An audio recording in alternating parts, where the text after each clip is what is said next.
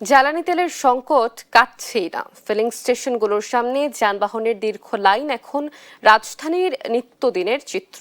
সে খবর সংগ্রহ করছেন সহকর্মী নিয়াজ মোর্শেদ। আমরা যুক্ত হচ্ছি নিয়াজের সাথে। নিয়াজ, নিশ্চয়ই শুনতে পাচ্ছেন আমাকে?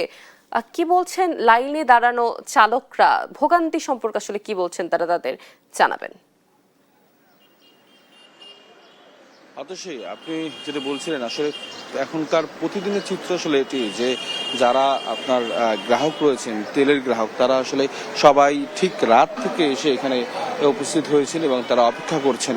যদি এই রাজারবাগের যে পাম্পটিতে আমি রয়েছি, এই পাম্পটির অবস্থা যদি একটু বলি, এখন পর্যন্ত আসলে এদের যে তেলের গাড়িটা ডিপোতে আনতে গিয়েছে, সেই তেলের গাড়িটা এখনো এসে পৌঁছায়নি। তবে এখানকার যারা তেল নেওয়ার জন্য যেসব গ্রাহক এখানে রয়েছেন, আপনার সরকারি গাড়ি, সেক্ষেত্রে আপনার মোটরসাইকেল এবং যেসব ব্যক্তিগত গাড়ি রয়েছে, সবগুলোই কিন্তু এখানে এসে অপেক্ষমান আছে এবং তারা প্রায় আমাদেরকে তারা বলছেন প্রায় গতকাল রাত 1টা থেকে আসলে তারা অপেক্ষা করছেন। তবে এখনো তেলের গাড়ি এসে না পৌঁছানোর কারণে আসলে তারা এখন পর্যন্ত তেল পাননি এবং কখন এসে পৌঁছাবে সে বিষয়ে আসলে আপনার পাম্প কর্তৃপক্ষ যদিও বলছে যে কিছুক্ষণের মধ্যেই এসে পৌঁছাবে, তবে তারা এখন আসলে অনিশ্চয়তার মধ্যে রয়েছে। এবং একটা বিষয় হলো তারা বলছেন যে এই যে আপনার তারা এসে রাত থেকে এখন অপেক্ষা করছেন, এরপরে যদি এখানে তেল না পায় সেক্ষেত্রে আসলে তারা আবার অন্য পাম্পে গিয়ে যে অপেক্ষা, সেটি আসলে আরো দীর্ঘক্ষণের অপেক্ষা।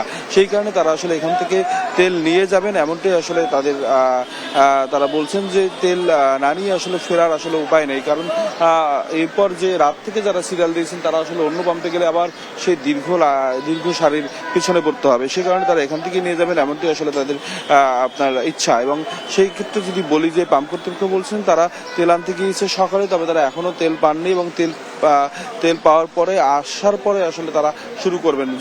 যদি বলি যে এই পাম্পটির সাথে কিন্তু আসলে সরকারি যেসব গাড়ি রয়েছে তাদের সাথে চুক্তি রয়েছে, সেই চুক্তি থাকার পরও আসলে সরকারি গাড়ির সিরিয়ালও কিন্তু প্রায় লম্বা, অনেক দীর্ঘ সারি এবং সেটিও কিন্তু আসলে আপনার একেবারেই তারাও অনেকক্ষণ ধরে অপেক্ষা করছে। গতকাল রাত থেকে অনেকে সিরিয়াল দিয়েছে, তবুও আসলে সেই সিরিয়ালটি প্রায় একেবারে আপনার যে রাজারবাগের ফ্লাইওভারের যে শেষ সীমানা, সেই সীমানা ছাড়িয়ে প্রায় আপনার অনেক দূর চলে গিয়েছে কিন্তু আমরা দেখেছি।